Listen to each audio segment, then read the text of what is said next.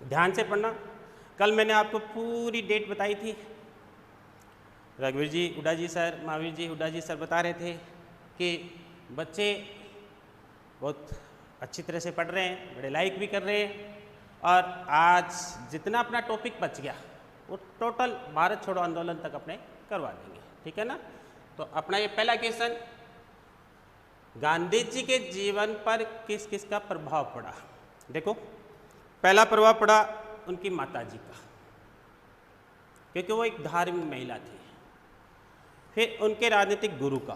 फिर 3 व्यक्ति और थे। तो मैं यहाँ से शुरू करता हूँ। जैसा अपना क्वेश्चन है कि गांधी जी पर, उनके जीवन पर प्रभाव। नंबर 1, माँ। उनकी माँ जो पुतली बाई थी, कौन थी? पुतली बाई थी। वो एक धार्मिक महिला थी। कौन थी? धार्मिक महिला थी। शुरू से ही इनके ऊपर इनका बहुत ज़्यादा प्रभाव पड़ा था। मैं ये क्वेश्चन है वो इस तरफ रख देता हूँ। ठीक है ना। क्वेश्चन अपने देख लेंगे। ओके, नंबर 1 बात। नंबर 2, इनके एक राजनीतिक गुरु थे। राजनीतिक गुरु गोपाल कृष्ण गोखले। गोपाल कृष्ण गोखले, ये इनके राजनीतिक गुरु थे। कौन थे? राजनीतिक गुरु थे। अब देखो, एक आता है नाम अपना फिरोज शाह का। फिरोज शाह हिमालय की संज्ञा दी थी। बाल गंगाधर तिलक, बाल तिलक समुंदर थे। और गोपाल कृष्ण गोखले, गोपाल कृष्ण गोखले गंगा की इन्होंने संज्ञा दी थी। कहने का अभिप्राय ये है, गांधी जी कहते थे फिरोज शाह हिमालय की तरह लगते थे, बाल गंगाधर तिलक समुद्र की तरह लगते थे, और गोपाल कृष्ण गोखले गंगा की तरह थे। यानी फिरोज शाह, ओके, यानी गांधी जी कहते थे हिमालय पर चढ़ा नहीं जा सकता था, हिमालय पर चढ़ा नहीं जा सकता था, समुद्र में डूबने का डर था,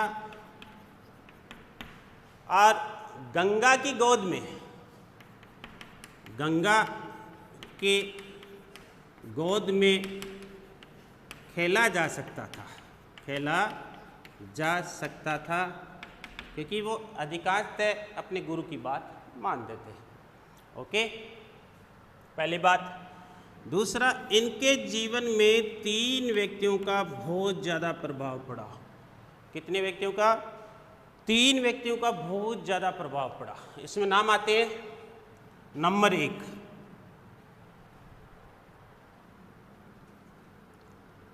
इनके एक बड़े भाई थे रामचंद्र जी। क्या नाम था?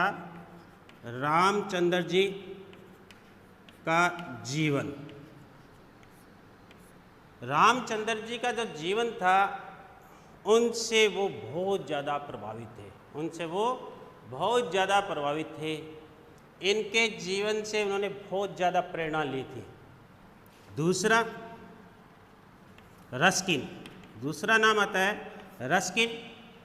रस्किन की किताब थी अंत्योदय। क्या नाम था? अंत्योदय। अंत्योदय किताब से बहुत ज़्यादा ये प्रभावित हुए थे। तीसरे, विदेशी थे, ब्रिटिश थे। इनका नाम था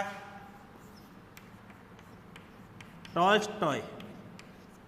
इसके नाम से स्थापना भी की थी, आश्रम की स्थापना की थी दक्षिण अफ्रीका में। आपको याद हो, मैंने आपको बताया था। ठीक है, गरीबों की सहायता करने के लिए। टॉल्स्टॉय जो थे एक साहित्यकार थे। इनकी किताब का नाम है बैकुंठ तुम्हारे हृदय में। तुम्हारे हृदय में या तुम्हारे हृदय में,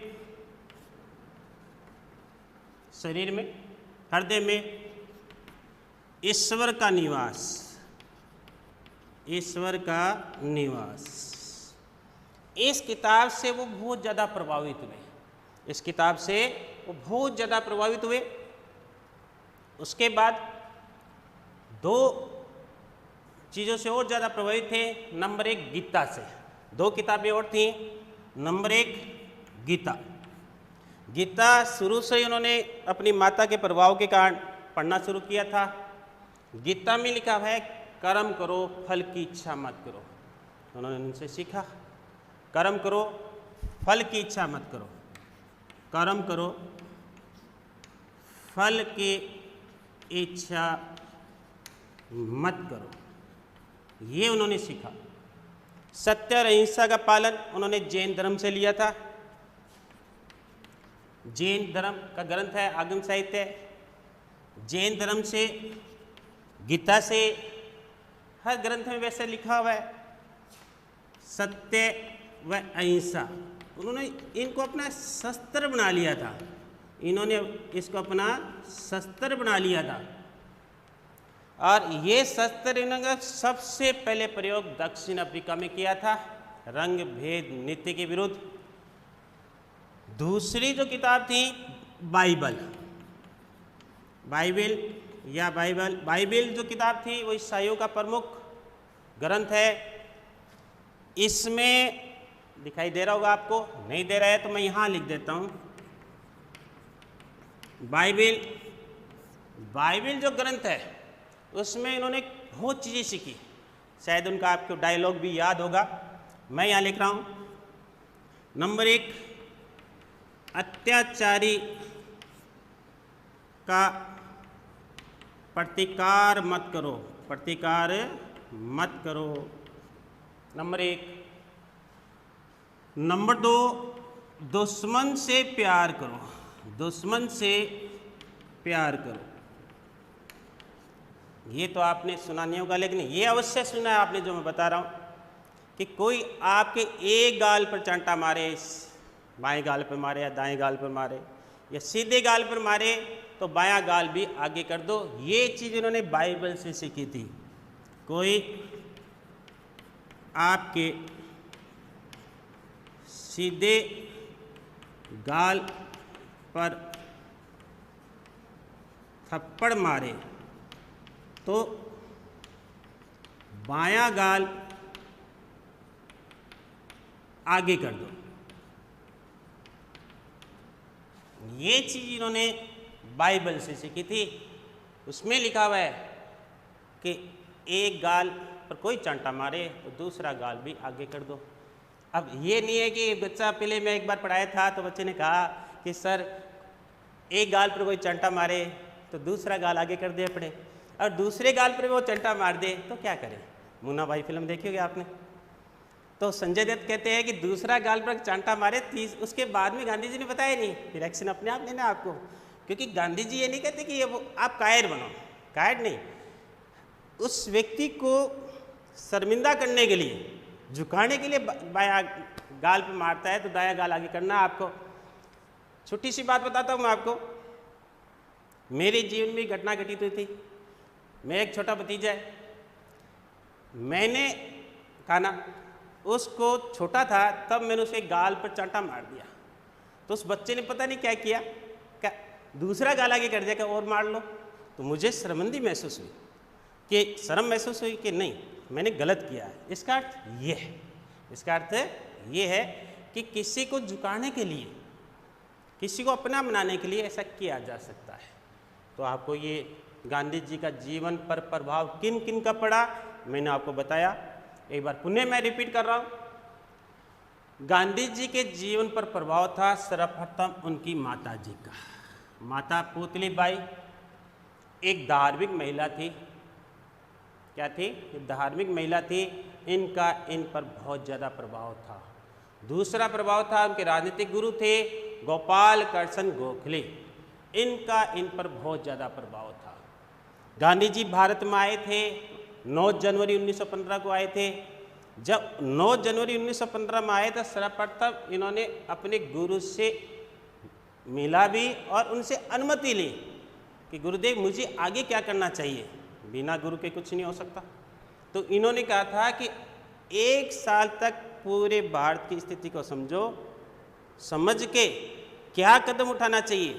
कदम भी बताया उन्होंने कि पहले छोटे आंदोलन करो, जनता से जुड़ो, जनता से जुड़ने के बाद फिर बड़े आंदोलन करो। ये बहुत बड़ी बात है कि गुरु के आदेश अनुसार उन्होंने काम किया था।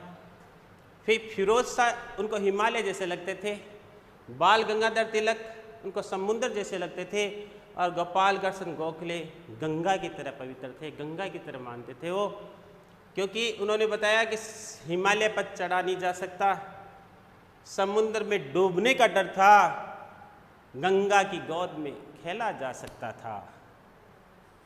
तो तीसरा, इन पर 3 व्यक्तियों को बहुत ज़्यादा प्रभाव था। इन्होंने इन तीनों किताबों को पढ़ा, पढ़कर ये जाना कि जीवन क्या होता है। उनके अंदर वैराग्य आया, आगे की सोच आई, स्वराज्य के बारे में, देश को आज़ादी करवाने में, और लोगों के दुख दर्द को पूरा, जो जितनी समस्या थी उन समस्याओं को पूरा करने की हिम्मत इनके अंदर आई। तो रामचंद्र जी का जो जीवन था बहुत दुखमय जीवन था, बहुत वैराग्यमय जीवन था। उन्होंने इनको पढ़ा, जाना। फिर रस्किन की किताब थी अंत्योदय, उनको उन्होंने बहुत अच्छी तरह से पढ़ा था, इनसे भी उनको खूब नॉलेज हुआ। और टॉल्स्टॉय ने भी एक धार्मिक किताब लिखी थी, बैंकुट तुम्हारे हृदय में, यानी तुम्हारे हृदय में ईश्वर का निवास है, उनके बारे में। क्योंकि अपनी जितनी पावर होती है वो अपने अंदर होती है, बाहर कुछ नहीं है। व्यक्ति चाहे तो कुछ भी कर सकता है। तो फिर गीता का बहुत ज़्यादा प्रभाव पड़ा। गीता वो अपने साथ रखते थे, गीता अपने साथ रखते थे, हमेशा पढ़ते थे। कर्म करो, फल की इच्छा मत करो, कर्म करो, फल की इच्छा मत करो, कर्म करते थे वो।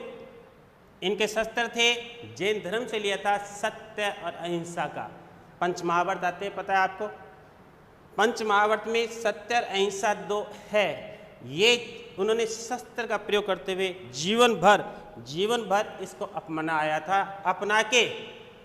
और दक्षिण अफ्रीका में 20 साल तक संघर्ष किया था। पहला शस्त्र का प्रयोग उन्होंने वहाँ किया, वहाँ की समस्या को दूर करके भारत में आए, और भारत की आज़ादी में सबसे बड़ा शस्त्र का प्रयोग इनका यही था, सत्य अहिंसा का। ओके, बाइबल के बारे में बताया मैंने आपको। बाइबल में इन्होंने पढ़ा, समझा, जाना, उसका अनुसरण किया। कैसे? नंबर 1, अत्याचारी का प्रतिकार मत करो, नंबर 1। नंबर 2, दुश्मन से प्यार करो। नंबर 3, कोई आपके सीधे गाल पर चांटा मारे तो बायां गाल भी आगे कर दो। ये चीज़ इन्होंने सीखी। तो इन चीज़ों का, इन बातों का महात्मा गांधी के जीवन पर बहुत प्रभाव पड़ा, उनका अनुसरण किया और आगे चले। समझ में आया होगा? ओके, दूसरा क्वेश्चन।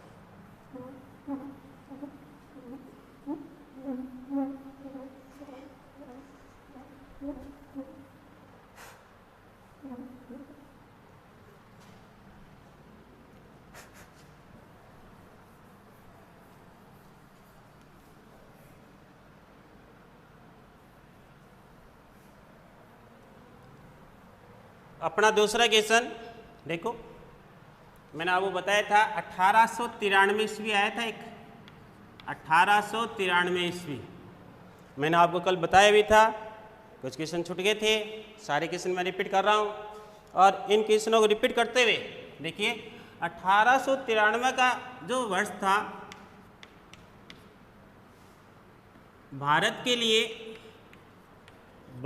लिए एक महत्वपूर्ण वर्ष था, एक महत्वपूर्ण वर्ष था। कैसे? उसके बारे में 2-4 बातें आती है। नंबर 1, पहली लाइन में क्लियर कर देता हूं। 4 व्यक्तियों को भारत में अभ्युदय हुआ था, 4 महान हस्तियों का अभ्युदय हुआ था, और 4 हस्तियों ने अलग अलग क्षेत्र में काम किया था। कौन कौन सी हस्तियाँ आई थी? 1893 में इनका अभ्युदय हुआ था, प्रकाश में आए थे, लोगों ने उनको जाना, उनके कर्म के द्वारा, उनके कार्य के द्वारा। कैसे? नंबर 1 गांधी जी, गांधी जी यानी महात्मा गांधी, ये जगत प्रसिद्ध इनका नाम है, महात्मा गांधी, पहला नाम। दूसरा नाम विवेकानंद, स्वामी विवेकानंद। तीसरा नाम एनी बिसेंट, एनी बिसेंट। चौथा नाम ध्यान होगा आपको, चौथा नाम महात्मा गांधी, स्वामी विवेकानंद, एनी बिसेंट और अरविंद घोष। किसका नाम आएगा? दार्शनिक थे, ठीक है ना, दार्शनिक अरविंद घोष। इन 4 व्यक्तियों का भारत में अभ्युदय हुआ था, 4 व्यक्तियों का भारत में अभ्युदय हुआ था। इन चारों व्यक्तियों ने अलग अलग क्षेत्र में कार्य किया और भारत को एक पहचान दिलाई। कैसे दिलाई? मैं रिपीट कर रहा हूँ। अगर ये क्वेश्चन आता है तो आपको किस तरह से लिखना है, बहुत आसान तरीके से अगर सुन भी लोगे तो आपको याद हो जाएगा। कैसे? महात्मा गांधी के बारे में आपको पता है, पुनः रिपीट कर देता हूँ, कल में मैंने बताया था, सिर्फ 4 लाइन रिपीट करता हूँ मैं आपको। महात्मा गांधी 1893 ईस्वी में डरबन गए थे, दक्षिण अफ्रीका। कहाँ गए थे? दक्षिण अफ्रीका गए थे, एक वकील के रूप में गए थे।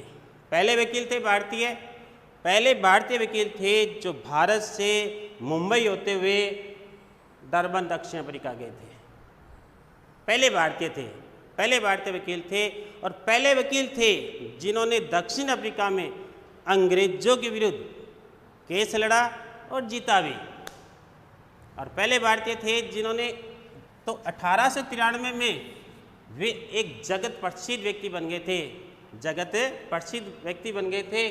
कोई है, कोई गांधी नाम का व्यक्ति है, कोई मोहनदास नाम का व्यक्ति है, कोई महात्मा गांधी नाम का व्यक्ति है, क्योंकि महात्मा गांधी नाम भारत में अंग्रेजों ने दिया था, अंग्रेजों ने इनको ये नाम दिया था। तो यहाँ से प्रकाश में आए थे। फिर उन्होंने आप कम से कम 20 साल तक रंग भेद नीति के विरुद्ध, रंग भेद नीति के विरुद्ध आंदोलन किया था, संघर्ष किया था। और संघर्ष करते हुए, बहुत लंबा संघर्ष था, आंदोलन ना करके संघर्ष कह सकते हो आप, संघर्ष किया था। और इस संघर्ष में उन्होंने भारतीय जो व्यक्ति वहाँ रहते थे, दक्षिण अफ्रीका के जो लोग रहते थे, उनके जो समस्या थी, काले गोरों के बीच में बहुत सारी समस्याएं थी, रंग भेद की, सामाजिक समस्या, आर्थिक समस्या, राजनीतिक समस्या, मुख्यतः सामाजिक समस्या बहुत बड़ी थी। तो हर क्षेत्र में जितनी समस्या थी, उन समस्याओं का निदान किया। तो फिर भारत में आई। भारत में आने के बाद इनका जो रोल था 1916 से लेके 1947 तक, मैंने आपको कल भी बताया था, चंपारण किया, चंपारण आंदोलन, खेड़ा आंदोलन, अहमदाबाद आंदोलन, असहयोग आंदोलन, सविनय अवज्ञा आंदोलन, भारत छोड़ो आंदोलन के द्वारा उन्होंने भारत को आज़ादी दिलाई थी, सिर्फ सत्य और अहिंसा के द्वारा। तो इस व्यक्ति का भारत में अभ्युदय हुआ था। तो इसलिए पहले व्यक्ति के रूप में 1893 बहुत महत्वपूर्ण वर्ष था। दूसरा व्यक्ति, बहुत सारी बातें मैंने इनके बारे में पहले बता दी, इसलिए ज़्यादा बताने की आवश्यकता नहीं है।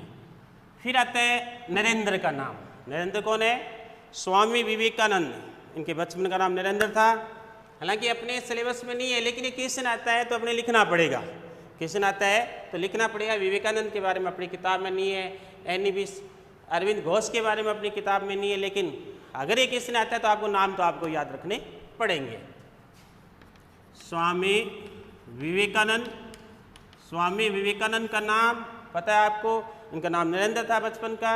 और खेतरी के राजा अजीत सिंह ने उनका एक नाम दिया था, स्वामी विवेक। जिनके पास अथाह विवेक था तो उनको रख दिया विवेकानंद। जैसे विविधिस्तानंद उनका पहले नाम गुरु ने दिया था, ठीक है। ये प्रकाश में कैसे, मेन बात वो अपनी देखिए, 11 सितंबर 1893 ईस्वी, 11 सितंबर 1893 ईस्वी को विश्व धर्म सम्मेलन हुआ था। क्या हुआ था? विश्व धर्म सम्मेलन हुआ था। कहाँ हुआ था? शिकागो में हुआ था। कहाँ हुआ था? शिकागो में हुआ था, अमेरिका में हुआ था। तो खेतरी से सीधे अजीत सिंह जी ने सहायता की थी, खेतरी से सीधे अमेरिका गए थे। और अमेरिका जानने के बाद इस व्यक्ति, छोटा सा एक संत था, इस व्यक्ति ने अपने प्रभुता के द्वारा, विद्वत्ता के द्वारा, अपने भाषण के द्वारा इस व्यक्ति ने वहाँ गजब का भाषण दिया। जब वहाँ पहुँचे तो एक न्यूयॉर्क के हेराल्ड एक समाचार पत्र का नाम है। किसका नाम है? समाचार पत्र का नाम है। उसने लिखा था कि भारत में विद्वानों की कमी थी क्या, जो एक छोटे से, जिसको कोई नहीं जानता, एक साधु या संत को, एक व्यक्ति को भेज दिया। कोई बड़े नामी ग्रामी व्यक्ति को भेजना था। और यही मैं रिपीट कर देता हूँ, यही व्यक्ति था, यही समाचार पत्र था। इनका जब भाषण हुआ, भाषण देने के बाद मैं आपको यहाँ बताया, तो उसके बाद बताता हूँ आपको। अमेरिका में विश्व धर्म सम्मेलन शिकागो में इनको शून्य पर भाषण दिया था कि धर्म पर शून्य पर भाषण देना है, शून्य से शुरू करना है, धर्म की व्याख्या करनी है। तो इन्होंने धर्म की व्याख्या की, और धर्म की व्याख्या करते हुए, व्याख्या करने के बाद उन्होंने बताया भारत का धर्म क्या है, धर्म क्या होता है। धर्म गरीब की झोंपड़ी में रहता है। भारत का जो धर्म है, भारत की जो संस्कृति है, ऐसी संस्कृति पूरे वर्ल्ड में नहीं है। इन्होंने बहुत लंबा चौड़ा भाषण दिया था।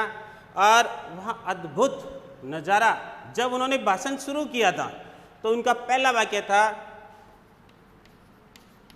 अमेरिका के भाइयों और बहनों, भाइयों और, मैं इसको बहुत ज़्यादा नहीं बताऊंगा, थोड़ा ही बताऊंगा। भाइयों और बहनों, पहला संबोधन था इनका। जैसे ये संबोधन सुना तो लोग तालियों के गड़गड़ाहट के साथ इनका स्वागत किया गया था। इतना अच्छा भाषण देने के बाद, धर्म पर शून्य से शुरू करते उन्होंने भाषण दिया। भाषण देने के बाद न्यूयॉर्क हेराल्ड हाउस की, यानी पूरे अमेरिका में इसका समाचार छपता है, पढ़ा जाता है वहाँ पर। तो इन्होंने लिखा था कि हम कितने मूर्ख हैं, कि हम कितने मूर्ख हैं, जो ईसाई मिशनरियों के जो लोग होते हैं, जो धर्म प्रचार, ईसाई धर्म प्रचारक होते हैं, उनको भारत जैसे देश में भेजते हैं हम। वहाँ तो एक छोटा सा व्यक्ति, छोटा सा संत इतना कुछ धर्म के बारे में जानता है, तो हमें वहाँ ईसाई धर्म प्रचारकों को नहीं भेजना चाहिए।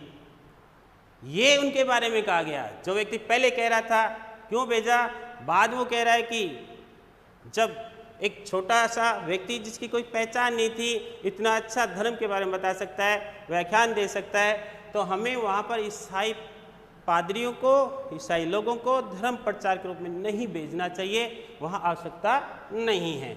आज समझ में आई? तो ये चौथा व्यक्ति। तीसरे व्यक्ति के बारे में आता है एनी बिसेंट। तीसरा कौन आता है? एनी बिसेंट का नाम आता है। एनी बिसेंट आयरलैंड की थी। कहाँ की थी? आयरलैंड की थी। आयरिश महिला थी, जिसको हम आयरिश बोलते हैं, आयरिश महिला थी। थियोसॉफिकल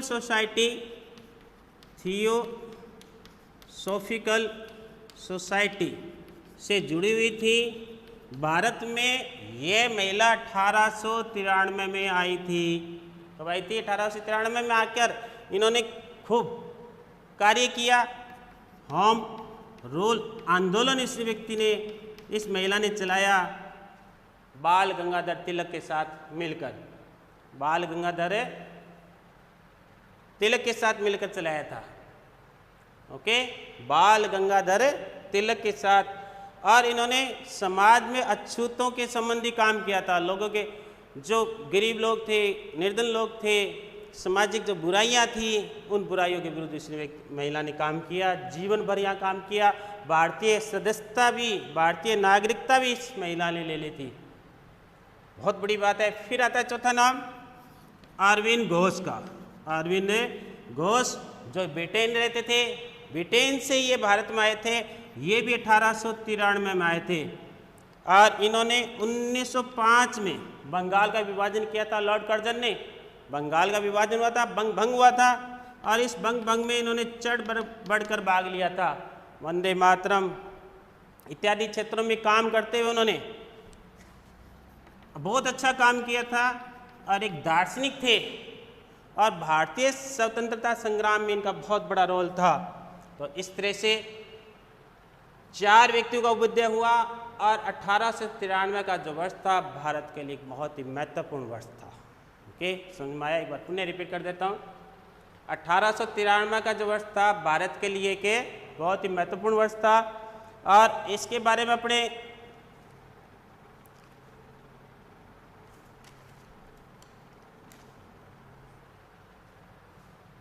आगे बात करें तो 1893 में पहला व्यक्ति महात्मा गांधी, जिसने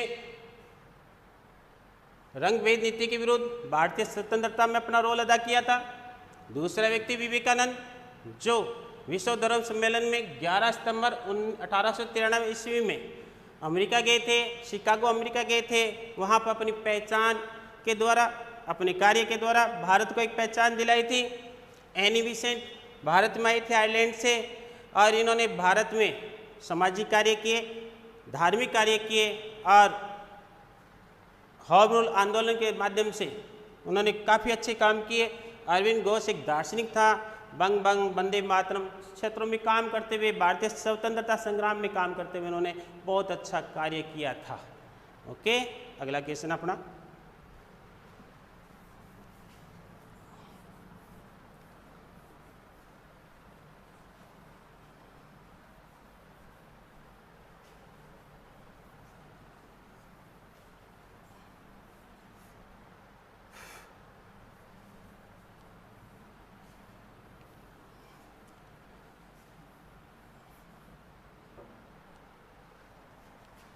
अगला क्वेश्चन अपना खिलाफत आंदोलन, कौन सा आएगा?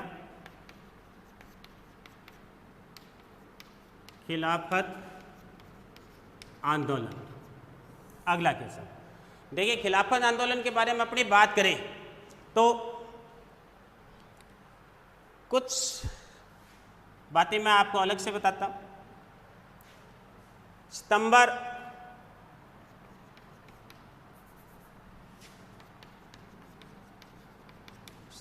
1919, ठीक है। खिलाफत आंदोलन क्यों हुआ भारत में? पहले अपनी ये बात करते हैं, खिलाफत आंदोलन है भारत में क्यों हुआ? देखिए, प्रथम विश्व युद्ध हो रहा था और इस प्रथम विश्व युद्ध में मैंने आपको कल बताया था, एक तरफ त्रिमित्र राष्ट्र थे, एक तरफ त्रिगुट राष्ट्र थे। ओके, तो त्रिमित्र राष्ट्र जीत गए थे, यानी ब्रिटेन जीत गया था और इस तरफ जर्मनी था, जर्मनी हार गए थे। इस तरफ तुर्किस्तान था। कौन था? तुर्किस्तान था। और तुर्किस्तान हारने के बाद वहाँ पे जो तुर्किस्तान का सुल्तान था, जिसे खलीफा भी कहा जाता है, क्योंकि सबसे बड़ा, मुसलमानों में सबसे बड़ा धर्म का जो नुमाइंदा होता है उसे खलीफा बोलते हैं। और तुर्किस्तान का जो सुल्तान था वही खलीफा कहलाता था। उसको पद से इसको हटा दिया था। ओके, हटा देने के बाद दूसरा, तुर्किस्तान को छीन-बीन करने की कोशिश की थी। तो इसके लिए अब कारण आपको पता लग गया। पहला कारण खिलाफत आंदोलन। खिलाफत क्या होता है? विरोध करना। खिलाफत है भारत में भारतीय मुसलमानों ने इसका विरोध किया था। अब यहाँ आती है, डेट आती है सितंबर 1919। में खिलाफत कमेटी बनी थी। क्या बनी थी? खिलाफत कमेटी बनी थी। फिर अक्टूबर 1919, 3-4 डेट आती है अपने, ठीक है ना। खिलाफत दिवस बनाया गया था।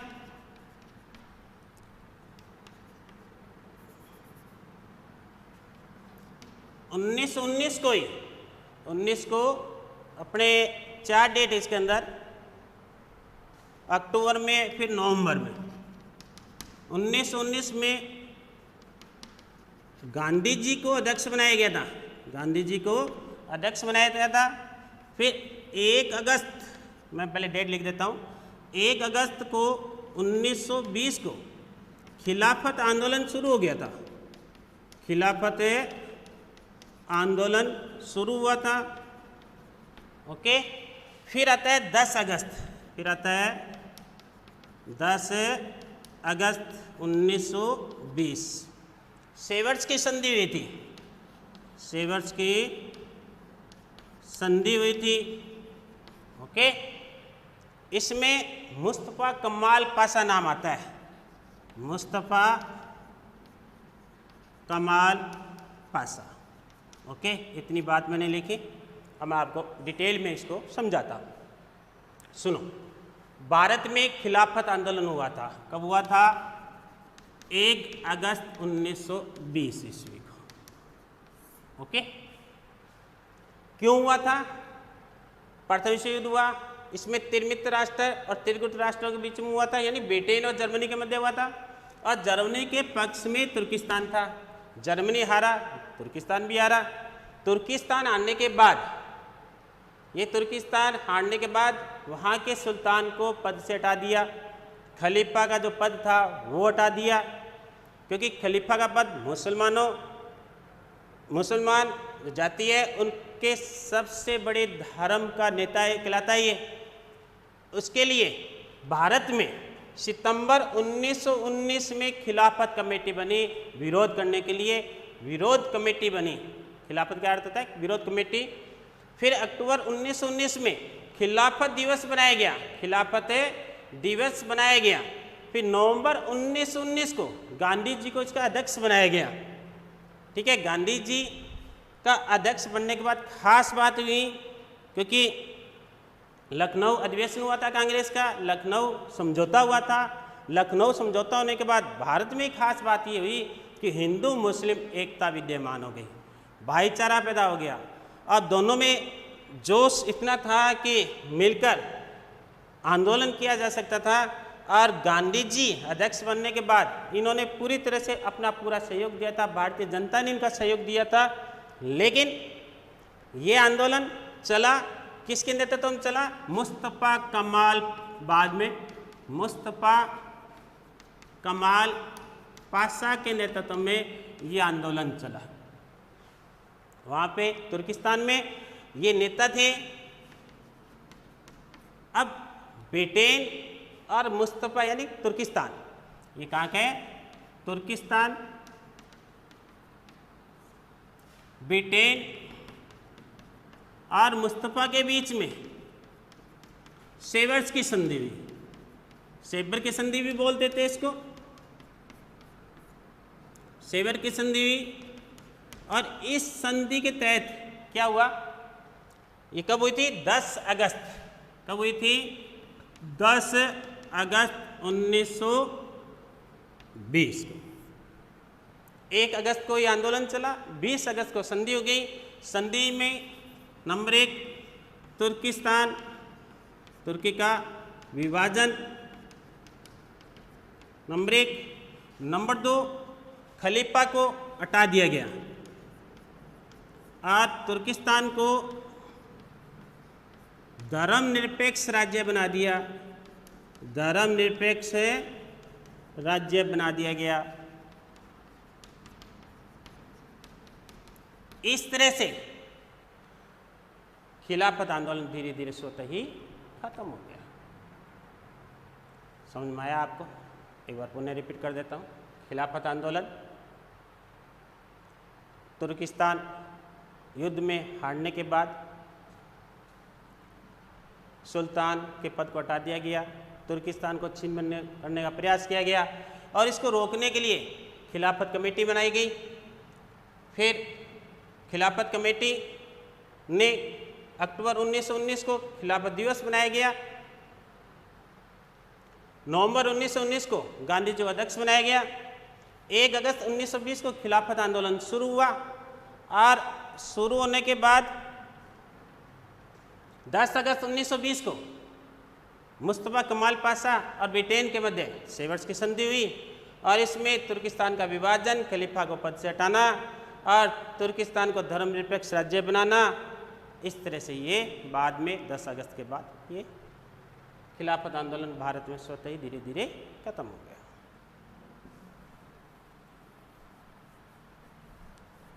अगला क्वेश्चन अपना,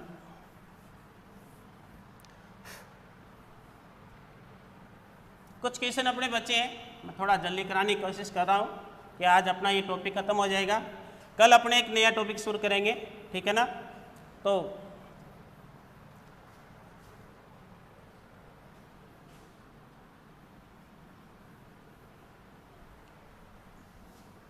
देखो अगला टॉपिक आता है अपना असहयोग आंदोलन। क्या टॉपिक आएगा?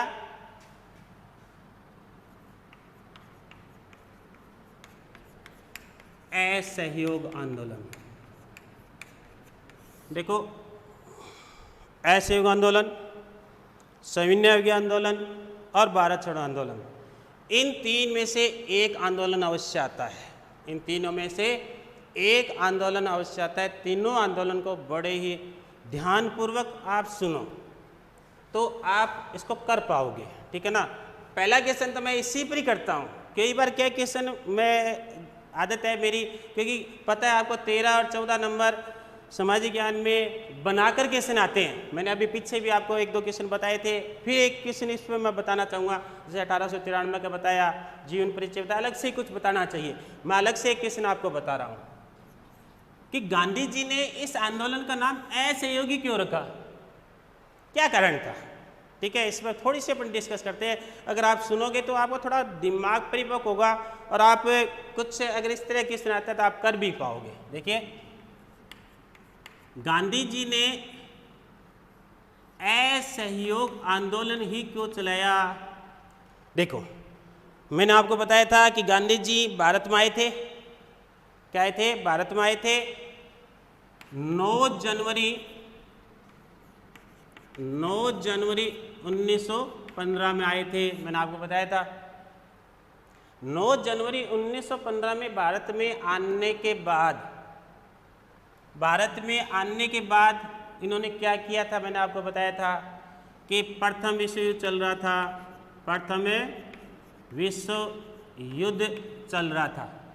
तो इस प्रथम विश्व युद्ध में 1914 से 1918 के बीच में था, तो ये 15 इसके बीच में आता है। आए तब भारत में युद्ध चल रहा था, यानी भारत मतलब ब्रिटेन और जर्मनी के मध्य चल रहा था। भारत के लोग इसमें शामिल थे। तो आने के बाद गांधी जी ने अंग्रेजों का सहयोग किया था। अंग्रेजों का सहयोग किया था कि नहीं किया था। मैंने आपको बताया था कि इनको सेना में भर्ती करने वाला एजेंट का था। सेना में भर्ती करने वाला एजेंट का था। एजेंट कह दो, सार्जेंट कह दो, एक ही बात है, ओके। भारत के लोगों को ये उन्होंने ऐलान किया था, कहा था कि भारत के सैनिक, भारत के लोग अंग्रेजों का सहयोग करो। तो पहले भारत, इसका अर्थ ये हुआ कि पहले वो सहयोगी थे अंग्रेजों के, पहले वो सहयोगी थे, अंग्रेजों के सहयोगी थे कि नहीं थे। लेकिन इतना सहयोग करने के बाद वो असहयोगी कैसे बन गए, कारण क्या था। अब कारण में आपको पता है कि युद्ध में शामिल करवाने के लिए अंग्रेजों ने हमें कुछ प्रलोभन दिया था। प्रलोभन एक ही था, स्वराज्य देना, भारत को आज़ाद करना, वो सब बहुत सारी बातें। तो स्वराज्य में सारी बात आ जाती है, भारत एक संपूर्ण उद्देश्य बन जाता है, सारी चीज़ें इसके अंदर लागू हो जाती है। लेकिन युद्ध खत्म होने के बाद अंग्रेज जीत गए, हमें कुछ नहीं मिला। हमें क्या मिला? हमें मिला रॉल्ट एक्ट। क्या मिला? रॉल्ट एक्ट मैंने आपको समझाया था। हमें मिला जलियांवाला बाग हत्याकांड, जलियांवाला बाग हत्याकांड, और इतनी ज़्यादा गिरफ्तारियां की गई क्रांतिकारियों की, राजनेताओं की। स्वयं गांधी जी इससे बहुत ज़्यादा पीड़ित हुए। तो गांधी जी ने अब क्या सोचा कि ये जो अंग्रेज है ये विश्वास के लायक नहीं है, ये विश्वास के लायक नहीं है, ये अन्यायी सरकार है, ये अत्याचारी सरकार है, इनके ऊपर विश्वास नहीं किया जा सकता, ये हमारे स्वराज्य के क्षेत्र में कुछ नहीं करेगी, हम इससे कोई फ़ायदा नहीं उठा सकते, ये हमारे लिए कोई सहयोग नहीं करेगी, हमारे लाभ के लिए कोई काम नहीं करेगी, ये अपने स्वार्थ के लिए काम करिए। पता है आपको कि अंग्रेज एक व्यापारी कंपनी थी, भारत में किस लिए आई थी? धन लूटने के लिए आई थी। एक व्यापारी आया था, एक टॉमी कुत्ता आया था जेम्स टॉम, एक प्रेशर कुकर आया था हॉकिंस। तो इन्होंने 1909 में, फिर 1915 में जेम्स टॉमसरो ने यह व्यापारी कंपनी स्थापित करके धन लूटा। चाहे आगे बहुत सारी नीतियाँ थी, चाहे रेतवाड़ी हो, चाहे बैलवाड़ी हो, चाहे स्थायी बंदोबस्त हो, इनके माध्यम से फिर उन्होंने शासन किया, युद्ध करके शासन किया। तो सारा काम इनका क्या था? व्यापार के द्वारा धन लूटने का काम था और कुछ नहीं था। उन्होंने भारत में किसी तरह का कोई सामाजिक काम नहीं किया था, कोई धार्मिक काम नहीं किया था, कोई तरह का आर्थिक काम नहीं किया, कोई कृषि का काम नहीं, कुछ भी नहीं किया था। भारत में विकासात्मक कोई काम नहीं किया था। इसलिए गांधी जी ने कहा कि नंबर 1, अंग्रेज विश्वास के लायक नहीं है, विश्वास के लायक नहीं है। नंबर 1, ये अन्यायी सरकार है, शॉर्ट में लिख देता हूं, अन्यायी सरकार है, अत्याचारी सरकार है, ये हमें स्वराज्य प्रदान नहीं करेगी। तो अब गांधी जी, दूसरी बात, पहली बात मैंने बताई कि भारतीय जनता के मन में क्या था कि गांधी जी अंग्रेजों के पक्ष के हैं। पहले सहयोगी थे, अब अंग्रेज पक्ष में होने के बाद भारतीय लोगों का विश्वास जीतने के लिए और दूसरा स्वराज प्राप्त करने के लिए उन्होंने असहयोग नाम दिया, असहयोग आंदोलन करना शुरू किया उन्होंने कि प्रत्येक क्षेत्र में हमें भू राजस्व, किसी तरह की मालगुजारी नहीं देनी, सरकारी क्षेत्र में, हर क्षेत्र में हमें असहयोग करना है। ओके, इसलिए इन्होंने असहयोग आंदोलन चलाया था। बोलो बच्चों, समझ में आया कि नहीं आया? अगला क्वेश्चन। ओके, रिपीट करने की आवश्यकता नहीं है, मैंने आपको पूरा समझा दिया, ठीक है ना? ओके, अब अगला क्वेश्चन अपने शुरू करते हैं। अगला क्वेश्चन, ये मैंने अभी आपको बताया कि 3 आंदोलन के बारे में बताऊंगा मैं आपको। असहयोग आंदोलन, बड़े आंदोलन है, गांधी जी के 3 आंदोलन थे। पहला आंदोलन असहयोग आंदोलन, सेकंड जो आंदोलन था वह आंदोलन सविनय अवज्ञा आंदोलन था,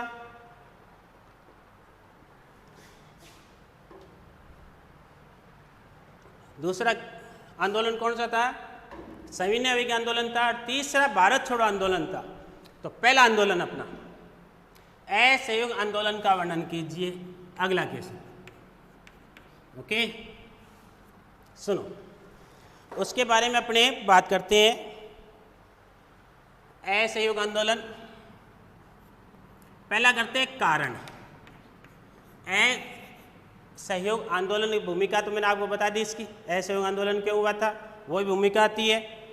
असहयोग आंदोलन के कारण क्या थे, ठीक है ना? गांधी जी ने एक बहुत बड़ा स्टेप, बहुत बड़ा कदम क्यों उठाया, उसके उठाने के कारण थे, पहले आपको कारण लिखने हैं। मैं शॉर्ट में यहाँ लिख देता हूँ। Number 1, Raoult act. क्या था? रॉल्ट एक्ट था। पहले प्रथम विश्व युद्ध लिख दो आप, प्रथम विश्व युद्ध पहला कारण था। ओके, नहीं समझ में आ रहा मैं समझा दूंगा कैसे था। दूसरा था रॉल्ट एक्ट, दूसरा कारण कौन सा था? रॉल्ट एक्ट था। तीसरा कारण था जलियांवाला बाग हत्याकांड, जलियांवाला बाग हत्याकांड।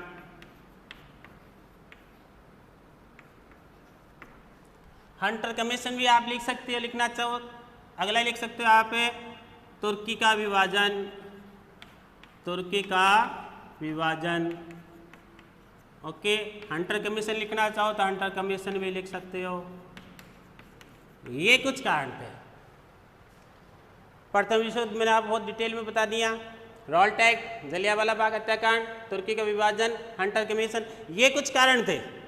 इन कारणों के द्वारा गांधी जी को ये विश्वास हो गया कि इस अविश्वासी सरकार, अविश्वासी अंग्रेजों पर विश्वास नहीं किया जा सकता। ये सरकार अन्यायी सरकार है और अत्याचारी सरकार है।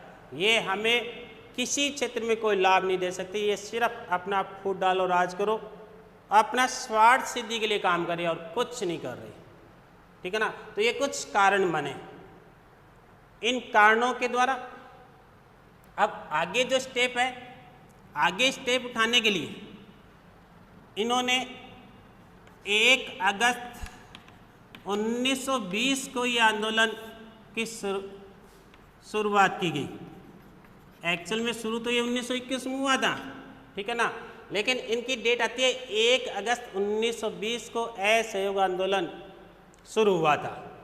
और देखा जाए तो ये 1921 में शुरू हुआ था। तो अपने यहाँ से बात करते हैं, अपने 1 अगस्त 1920 को असहयोग आंदोलन शुरू हुआ। तो इसमें नंबर 1, क्योंकि कोई आंदोलन शुरू होता है तो एक बहुत बड़ी संस्था अपनी थी उस समय, भारतीय राष्ट्रीय कांग्रेस का अधिवेशन होता था। ठीक है ना। तो एक विशेष अधिवेशन बुलाया गया, कब? सितंबर 1920 ईस्वी को। सितंबर 1920 ईस्वी में भारतीय राष्ट्रीय कांग्रेस का, भारतीय राष्ट्रीय कांग्रेस का विशेष अधिवेशन बुलाया गया।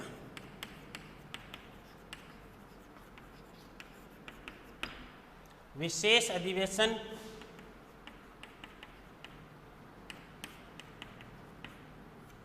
ओके। इसकी जो अध्यक्षता की गई, उसका नाम था लाला लाजपत राय। लाला लाजपत राय, ठीक है ना, लाला लाजपत राय, इसकी अध्यक्षता की। सितंबर 1920 ईस्वी में भारतीय राष्ट्रीय कांग्रेस का विशेष अधिवेशन बुलाया गया। इसकी अध्यक्षता लाला लाजपत राय ने रखी कि इसमें एक प्रस्ताव दिया गया, एक प्रस्ताव रखा गया कि गांधी जी के नेतृत्व में असहयोग आंदोलन शुरू किया जाएगा। अब इसका अनुमोदन भी करना था, और अनुमोदन करने के लिए, और इसमें इन्होंने एक लंबा चौड़ा भाषण दिया था। वही भाषण, ठीक है ना, कैसे इन्होंने अपनी एक रूपरेखा रखी थी। गांधी जी ने इस आंदोलन की एक रूपरेखा रखी थी, किस तरह से आंदोलन करना है, ठीक है ना। उन्होंने एक भाषण दिया कि वही अंग्रेज सरकार पर विश्वास नहीं किया जा सकता, वह अत्याचारी सरकार है, अन्यायी सरकार है। अब हम पूरे भारतवर्ष के लोग एक साथ मिलकर पूरी तरह से भारत के लोग अंग्रेजों का असहयोग करेंगे, चाहे वो शिक्षा के क्षेत्र में हो, चाहे कॉलेज के क्षेत्र में हो, चाहे वकील हो, डॉक्टर हो, सैनिक हो, किसान हो, और हमारे जो व्यक्ति हैं जिन्होंने बड़ी बड़ी पदवियां ले रखी है वो पदवियां त्यागेंगे। बहुत सारी बातें अपने कार्यक्रम में बात करेंगे, ठीक है ना। अब आता है अपना दिसंबर 1920 ईस्वी, रेगुलर अधिवेशन होता था। दिसंबर 1920 ईस्वी में ये बताया नहीं, ये कोलकाता में हुआ था अधिवेशन। कहाँ हुआ था? ये कोलकाता में हुआ था। कहाँ हुआ था? कोलकाता में हुआ था। ओके, सितंबर 1920 ईस्वी का अधिवेशन कोलकाता में हुआ था। दिसंबर 1920 ईस्वी का जो अधिवेशन हुआ था वो नागपुर में हुआ था। नागपुर कहाँ पर है? महाराष्ट्र में। कहाँ हुआ था? महाराष्ट्र में ये अधिवेशन हुआ था। ओके, इसकी जो अध्यक्षता की गई, ये रेगुलर अधिवेशन था भारतीय राष्ट्रीय कांग्रेस का। किसका था?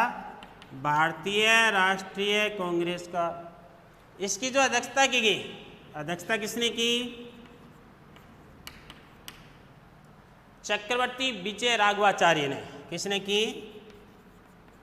चक्रवर्ती। देखो ये याद करना पड़ेगा आपको, एक एक बात, क्योंकि क्वेश्चन आता है पूरी बात लिखते हो तो नंबर पूरे आते हैं। बड़ा क्वेश्चन आता है एक, चक्रवर्ती विजय राघवाचार्य, इन्होंने इसकी अध्यक्षता की। इसमें जो प्रस्ताव रखा गया था दिसंबर 1920 कोलकाता में, यहाँ पर इस प्रस्ताव का अनुमोदन कर दिया गया, यानी पास कर दिया गया। ये पास हो गया कि एक आंदोलन किया जाएगा।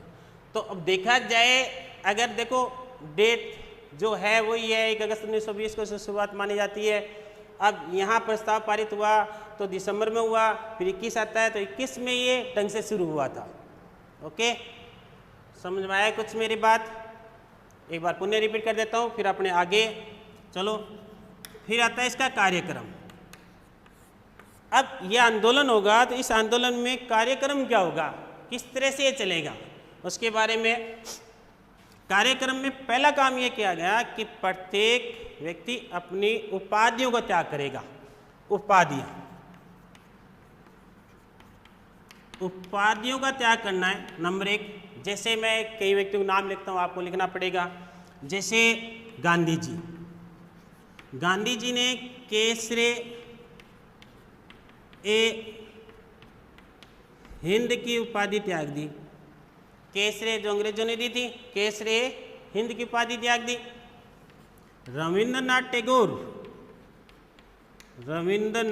टैगोर को एक पदवी मिली हुई थी, उपाधि मिली हुई थी नाइटहुड की। कौन सी मिली हुई थी? नाइटहुड की। ये पदवी इन्होंने त्याग दी। तीसरा व्यक्ति था सर शंकरन नायर। इस व्यक्ति ने, जो वायसराय कमेटी का सदस्य था,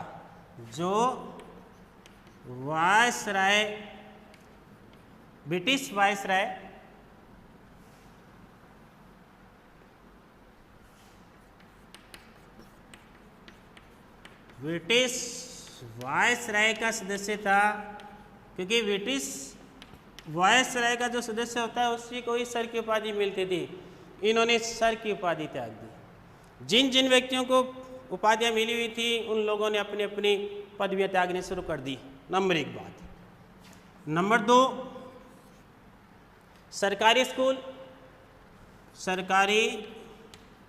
स्कूल या गैर सरकारी, जिनको अनुदान मिलता था, गैर सरकारी स्कूल जिनको अनुदान मिलता था, यहाँ पर बच्चों ने पढ़ना बंद कर दिया।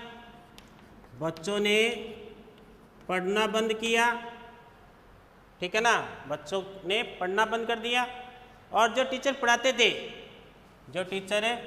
थे उन्होंने पढ़ाना बंद कर दिया।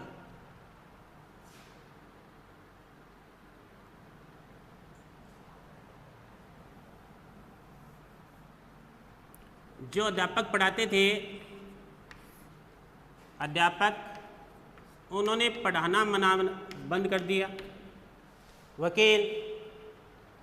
वकील जो थे उन्होंने वकालत करना बंद कर दिया।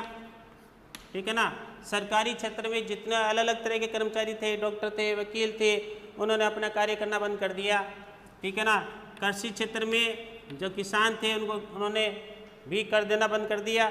ठीक है ना। अब खास बात ये आती है नंबर 1, शराब की जो दुकानें थी उन पर पिकेटिंग की गई, यानी धरना दिया गया। धरना, महिलाओं के द्वारा धरना देना शुरू किया। जो मद्यपान था, धूम्रपान, जो इस तरह के शराब की दुकानें थी उनके ऊपर महिलाओं ने धरना देना शुरू कर दिया। ठीक है ना। विदेशी कपड़ों की होली जलाई गई। विदेशी कपड़ों की होली जलाई गई। ठीक है ना। कि स्वदेशी अपनाओ, विदेशी भगाओ। स्वदेशी पर ज़्यादा जोर दिया गया। और रचनात्मक काम किया गया। रचनात्मक काम करना शुरू किया। खादी अपनाना, स्वदेशी अपनाना, इस तरह के काम किए गए, ठीक है ना। अध्यापक शराब, विदेशी, रचनात्मक काम करना शुरू किया। तो इस तरह से प्रत्येक क्षेत्र में, अब जैसे सैनिक थे, सैनिकों ने भी अंग्रेजों का सहयोग करना बंद कर दिया।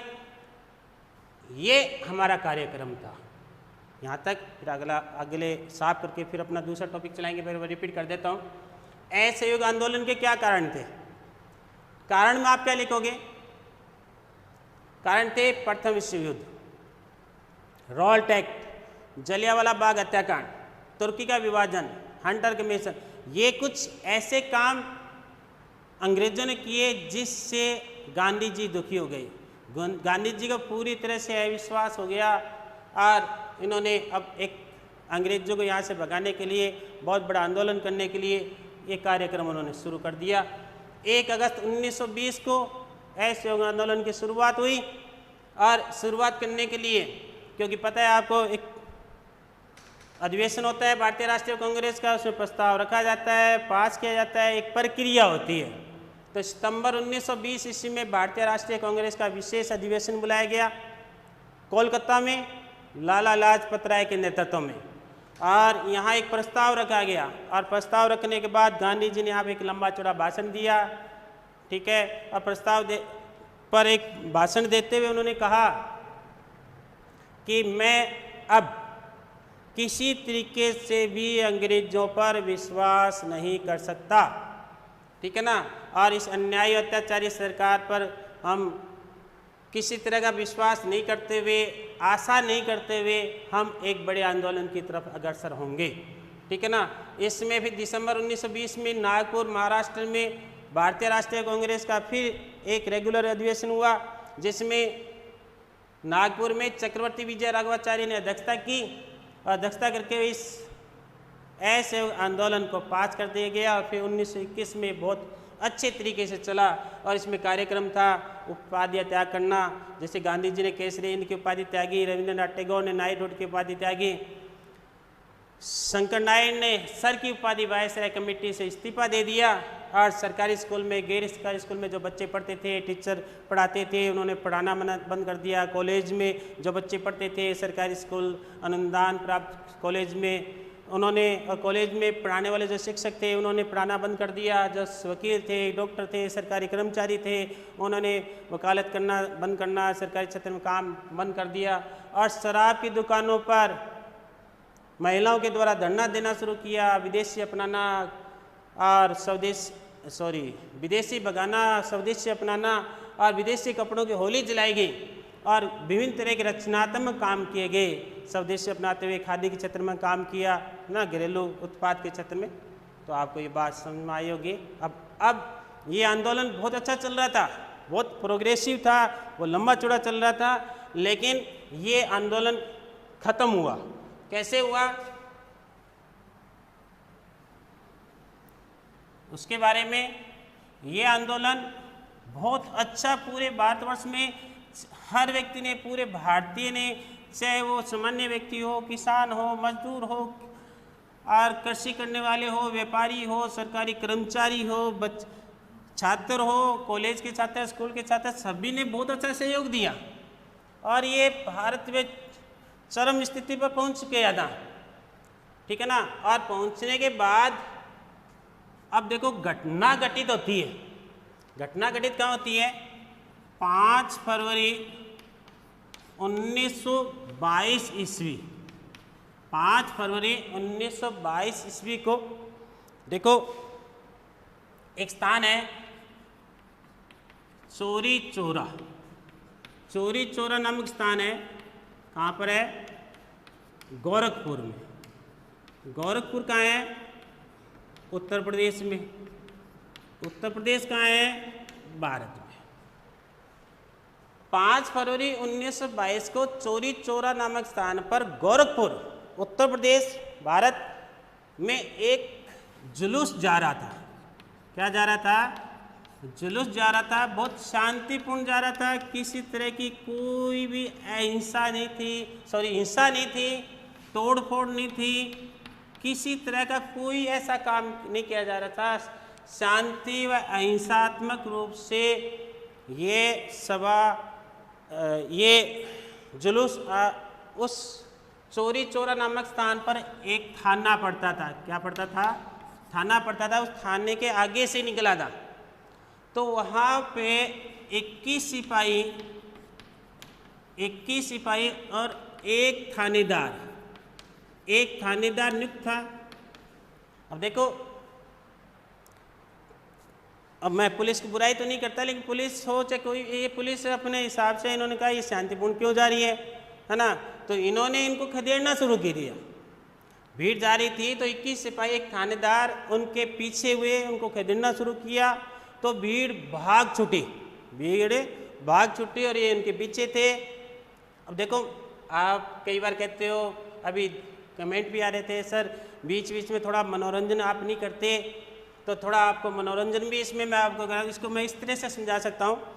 21 सिपाही, थोड़ा आपका मनोरंजन भी हो जाएगा। 21 सिपाही एक थानेदार, भीड़ आराम से शांतिपूर्ण से अहिंसात्मक रूप से जा रही थी, अपना प्रदर्शन कर रही थी, और इस जुलूस के बिना किसी कारण के 21 सिपाही एक थानेदार उनके पीछे हुए और लाठियाँ बरसानी शुरू की। तो भीड़ भागी। और इसमें क्या है कि मेरे को याद आता है, एक बार विवेकानंद जी का नाम में याद आता है। विवेकानंद जी, जब इनका नाम नरेंद्र था, बहुत छोटे थे, तो ये कुत्ते से बहुत ज़्यादा डरते थे। किससे डरते थे? कुत्ते से बहुत ज़्यादा डरते थे।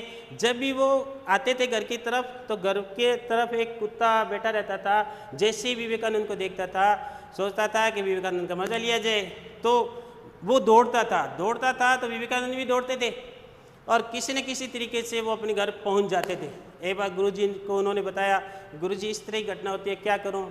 तो उन्होंने कहा समस्या का सामना करना चाहिए, भागना नहीं चाहिए। तो वो हुआ कि दूसरे दिन जब वो वहाँ से जा रहे थे, वही कुत्ते ने, अपनी आदत थी, वो उनके पीछे भागा। विवेकानंद भागे। थोड़े भागने के बाद में विवेकानंद ने रिवर्स गियर लगाया और मुड़ के वापिस सामने वे कुत्ता वहीं का वहीं रिवर्स लगे वहीं खड़ा बैठ गया। और बैठने के बाद उन्होंने उसके आंखों की तरफ देखा, कुत्ते और विवेकानंद की आंखें आपस में मिली, तो कुत्ता कुछ नहीं बोला। तो हौसला आया विवेकानंद जी के, कहा समस्या का डटकर मुकाबला करना चाहिए, हमें समस्या से भागना नहीं चाहिए। उसके बाद कभी भी कुत्ता उनके पीछे नहीं भागा। ये बात अब इस भीड़ को ध्यान आई कि अपने इतने जने, और ये तो 22 जने हैं सिर्फ, हम क्यों भाग रहे हैं? जैसे ही भीड़ वापस मुड़ी, तो अब इनके समझ में नहीं आया 21 सिपाही एक थानेदार का, ये क्या हो गया, ये वापस क्यों आ रहे हैं? तो वापस आकर 21 सिपाही और एक थानेदार थाने में आ गए। और थाने में आने के बाद भीड़ ने क्या किया, बाहर से बंद किया और थाने को आग लगा दी, और ये जलकर मारे गए। ऐसी ही घटना मुंबई और मद्रास में हुई। मुंबई और मद्रास में हुई। तो ये आंदोलन कैसा हो गया? गांधी जी ने पहली शर्त थी कि आंदोलन सत्य और अहिंसा पर होना चाहिए। कैसे होना चाहिए? सत्य व अहिंसा पर होना चाहिए, ये शर्त थी। लेकिन अब ये आंदोलन कैसा हो गया? हिंसात्मक हो गया, असत्य, क्योंकि बात नहीं मानी गई इसलिए असत्य हो गया। लेकिन आप इसको कह सकते हो ये आंदोलन पूरी तरह से हिंसात्मक हो गया था। ये घटना चौरी चौरा नामक स्थान, गोरखपुर उत्तर प्रदेश में चौरी चौरा नामक स्थान पर एक थाना था। 21 सिपाहियों को, एक थानेदार को जिंदा जला दिया गया भीड़ ने। तो ये आंदोलन हिंसात्मक हो गया। हिंसात्मक ऐसी घटना मुंबई और मद्रास में हुई। गांधी जी बहुत ज़्यादा दुखी हुए। गांधी जी ने कहा मैं ये स्वीकार नहीं करूँगा। क्यों नहीं स्वीकार करूँगा? कि भारत के लोग अभी तक तैयार नहीं है आंदोलन करने के लिए। भारत के लोग अभी तक आंदोलन करने के लिए तैयार नहीं है। जब तक तैयार नहीं होते, क्योंकि पहली शर्त है सत्य और अहिंसा की। पहली शर्त क्या है? सत्य और अहिंसा की। इसका पालन नहीं किया गया। इसलिए गांधी जी का मन चेंज हो गया। गांधी जी ने कहा कि मैं आंदोलन बंद करूंगा। अब बंद करने के लिए हुआ क्या? 12 फरवरी 1922, ये 5 फरवरी घटना घटित हुई। 12 फरवरी 1922 ईस्वी को बारदोली गुजरात में, बारदोली गुजरात में वही भारतीय राष्ट्रीय कांग्रेस का या भारतीय कांग्रेस की कार्यकारिणी का फिर मीटिंग हुई, ठीक है ना। और इस मीटिंग में यह तय किया गया कि गांधी जी का यह प्रस्ताव है कि आंदोलन बंद किया जाए। तो 12 फरवरी 1922 को बारदोली गुजरात भारतीय राष्ट्रीय कांग्रेस की कार्यकारिणी की कमेटी की मीटिंग में और ये आंदोलन समाप्ति की घोषणा कर दी, समाप्ति की घोषणा कर दी। इस तरह से ये आंदोलन खत्म हो गया। सुभाष चंद्र बोस ने कहा कि जब पूरे भारत में ये आंदोलन चरमोत्कर्ष पर था और अचानक इसको बंद करना दुर्भाग्य से कम नहीं था, दुर्भाग्य से कम नहीं था। फिरोज मेहता ने कहा कि कन्याकुमारी के एक गांव ने गलती की, कन्याकुमारी के एक गांव ने गलती की, उसकी सजा हिमालय के गांव को क्यों दी जा रही है, हिमालय के गांव को क्यों दी जा रही है। तो इस तरह से अलग अलग तरह की प्रतिक्रिया, ये अलग अलग लोगों ने प्रतिक्रिया की कि छोटे मोटे हिंसात्मक आंदोलन, हिंसात्मक कार्य हो सकते हैं, छोटे मोटे, कहीं नहीं, इतना बड़ा भारत है, क्योंकि वो लोग भी, अंग्रेज भी कम नहीं थे, ठीक है। तो ये आंदोलन बहुत अच्छा चल रहा था, ऐसा लग रहा था कि गांधी जी ने कहा था कि 1 वर्ष के भीतर भीतर हम आज़ादी प्राप्त कर लेंगे। वो सपना पूरा हो रहा था और वो सपना पूरा होने से पहले ही एक छोटी सी घटना ने गांधी जी का हृदय परिवर्तन किया, दुखी किया और ये आंदोलन उन्होंने समाप्त कर दिया। ओके, बात समझ में आई है आपके? दोबारा रिपीट कर देता हूं मैं।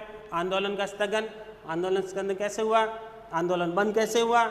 5 फरवरी 1922 ईस्वी को चौरी चौरा नामक स्थान, गोरखपुर उत्तर प्रदेश में चौरी चौरा नामक स्थान पर एक थाना है, वहाँ 21 सिपाही एक थानेदार थे। इसके पास से एक शांतिमय जुलूस जा रहा था और इस शांतिमय जुलूस को जाने को रोकने के लिए 21 एक थानेदार ने प्रयास किया और इस प्रयास में भीड़ ने उनको पलटकर जवाब दिया। ये थाने में घुस गए, थाने को आग लगा दी गई और ये जिंदा जल गए, जिंदा जल गए। और जिंदा जलने के बाद 12 फरवरी 1922 ईस्वी को बारदोली गुजरात में भारतीय राष्ट्रीय कांग्रेस का अधिवेशन बुलाया गया, या मीटिंग हुई और इस मीटिंग में गांधी जी ने आंदोलन को ख़त्म करने का प्रस्ताव दिया और आंदोलन खत्म हो गया। समझ में आया? अगला क्वेश्चन,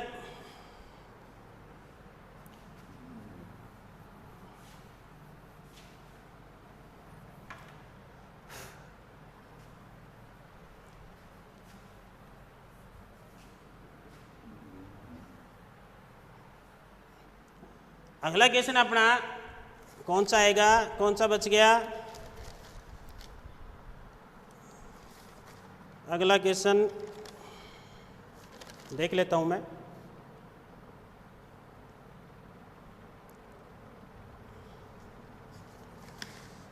दो ये हो गया। अगला क्वेश्चन है अपना साइमन कमीशन। अगला क्वेश्चन कौन सा आएगा? जो कुछ क्वेश्चन अपने बच गए उसके बारे में पूरा कर लेते हैं। साइमन कमीशन जो अपने सिलेबस में मैं उतना ही करा रहा हूँ क्योंकि क्वेश्चन तो अपने देखना ही पड़ेगा। साइमन कमीशन, अब देखो साइमन कमीशन क्या था। सर साइमन की अध्यक्षता में एक कमीशन बिठाया गया था 1927 में। कहाँ बिठाया गया था? ब्रिटेन में। क्यों बनाया गया था?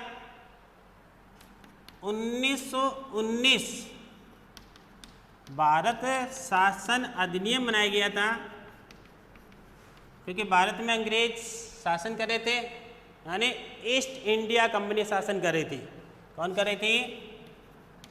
East India company, sorry, east India company नहीं कर रही थी। ईस्ट इंडिया कंपनी तो 1857 तक कर रही थी। 1857 के बाद में यहाँ पर पहले गवर्नर थे, अब वायसराय राज कर रहे थे, ठीक है ना। ब्रिटिश शासन था यहाँ पर, ब्रिटिश शासन चल रहा था। अब इन भारत में किस तरह का शासन चल रहा है, उस शासन की समीक्षा करने के लिए, शासन के कार्यों की समीक्षा करने के लिए ब्रिटिश शासन के कार्यों की समीक्षा करने के लिए कि किस तरह का काम कर रहे हैं अंग्रेज, अच्छा कर रहे हैं, बुरा कर रहे हैं, पूरा समीक्षा करनी थी। ये कमीशन बनाया गया था, ठीक है ना। भारत में इसका विरोध किया गया था। किस तरह किया गया? 3 फरवरी 1928 ईस्वी, 3 फरवरी 1928 ईस्वी को ये मुंबई पहुंचा। ये कहाँ पहुंचा? मुंबई पहुंचा। मुंबई भारत पहुंचा ही। ब्रिटेन 1927 में बना। 3 फरवरी 1928 ईस्वी को मुंबई पहुंचा। मुंबई में इसका विरोध किया गया, विरोध किया गया। अब विरोध किस तरह से किया गया, क्यों किया गया? बैक गो साइमन कमीशन, वापस जाओ साइमन कमीशन, वापस जाओ, या go back, go back Simon commission. Simon commission के विरुद्ध एक नारा लगा, वापस जाओ। क्यों जाओ? क्योंकि साइमन कमीशन की अध्यक्षता में ये 7 सदस्य था ये, और जो 7 सदस्य थे वो सारे अंग्रेज थे, वो सारे अंग्रेज थे। अब अंग्रेज, इसमें कोई भारतीय नहीं था। विरोध करने का मुख्य कारण क्या था? इसमें कोई भी इस कमीशन में कोई भारतीय नहीं था। मेन बात ये थी, मुख्य कारण ये था, कोई भारतीय नहीं था। ये मुख्य कारण था, क्योंकि अंग्रेज क्या देखेंगे भारतीय शासन को, क्या समझ में आएगी? वो तो अपने अंग्रेजों के पक्ष में ही अपने निर्णय देंगे। भारत के लोगों के पास इतनी समस्या थी, वो समस्या थोड़ी देखे। अगर कोई भारतीय होता तो वो समझता इस बात को कि भारतीय में समस्या कैसी है, लोकल व्यक्ति ज़्यादा जानता है। इसलिए साइमन कमीशन का विरोध किया गया, साइमन कमीशन का विरोध किया गया। समझ में आया? पुनः रिपीट कर देता हूँ। साइमन कमीशन, सर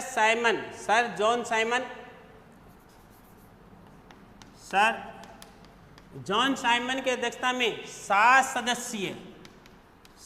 सदस्यीय एक कमीशन बनाया गया, उसे साइमन कमीशन कहा गया। इसे व्हाइट कमीशन भी कहा जाता है, इसे व्हाइट कमीशन भी कहा जाता है, गोरा कमीशन भी कहा जाता है। क्यों कहा जाता है व्हाइट कमीशन? ये आप कई बार आ जाता है व्हाइट कमीशन। इसे साइमन कमीशन क्वेश्चन आया हुआ है, 2 साल पहले आया था बोर्ड में। साइमन कमीशन 2 साल पहले भी आया था, हो सकता है इस साल भी आ जाए। इसे व्हाइट कमीशन भी कहा जाता है। क्यों कहा जाता है? क्योंकि इसमें सारे गोरे थे, सारे अंग्रेज थे, इसलिए इसको व्हाइट कमीशन कहा जाता है। ये क्या करने आया था? 1919 भारत शासन अधिनियम के अंतर्गत भारत में शासन जो चल रहा था अंग्रेजों का, उनके कार्यों की समीक्षा करने आया था, कार्यों को देखने के लिए आया था। किस तरह कार्य हो रहे हैं, सही हो रहा है, गलत हो रहा है, उनकी समीक्षा करनी थी। लेकिन भारत में ये 3 फरवरी 1928 में मुंबई पहुंचा था, भारत पहुंचा था, तब इसका विरोध किया गया। नारे लगे साइमन कमीशन वापस जाओ, साइमन कमीशन वापस जाओ। क्यों?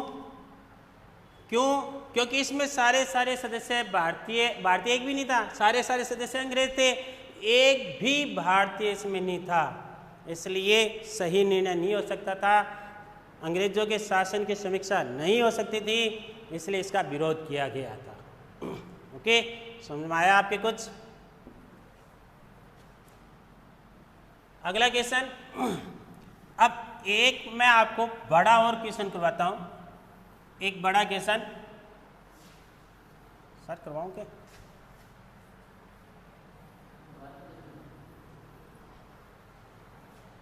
या छोटा क्वेश्चन कराऊं?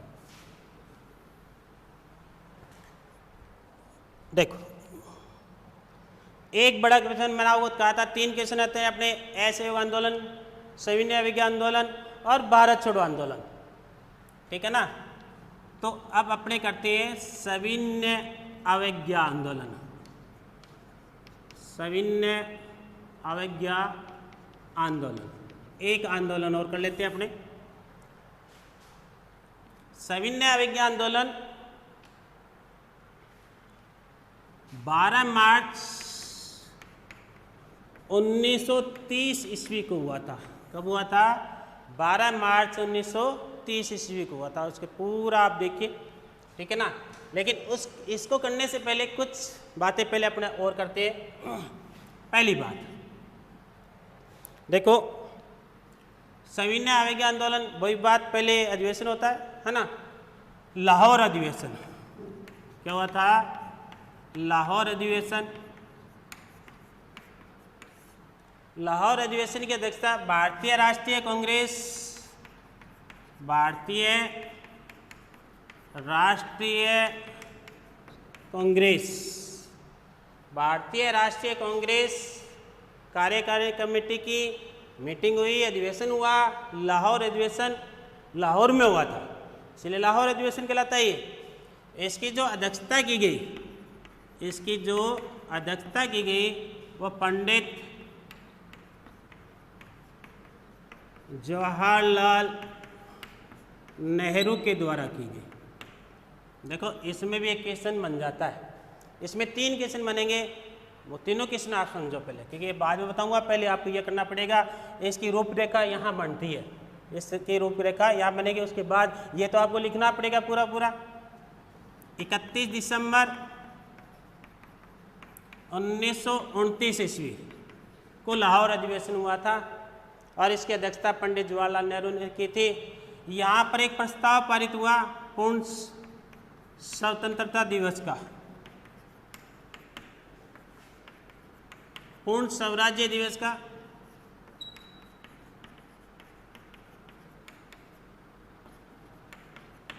कि हम प्रत्येक वर्ष 26 जनवरी 1930 से 26 जनवरी 1930 को पहला पूर्ण स्वराज्य दिवस मनाया गया था। भारत में पहला स्वतंत्रता दिवस मनाया गया था भारत में 26 जनवरी 1930 को। अब देखो, ये याद रखना, मैं आपको बता दूं कि अब इसमें क्वेश्चन बनकर भी आ जाता है। बनकर कैसे आता है उसके बारे में बात करते हैं अपने। देखिए, मैंने आपको बताया था कि भारत आज़ाद हुआ था 15 अगस्त को। ओके, कब आज़ाद हुआ था? 15 अगस्त को हुआ था। ये हमारे हाथ में नहीं था। भारत आज़ाद 15 अगस्त को हुआ, ये हमारे हाथ में नहीं था। ये 3 जून 1947 माउंट बेटन योजना के अंतर्गत हुआ था, अंग्रेजों ने हमें प्रदान किया था।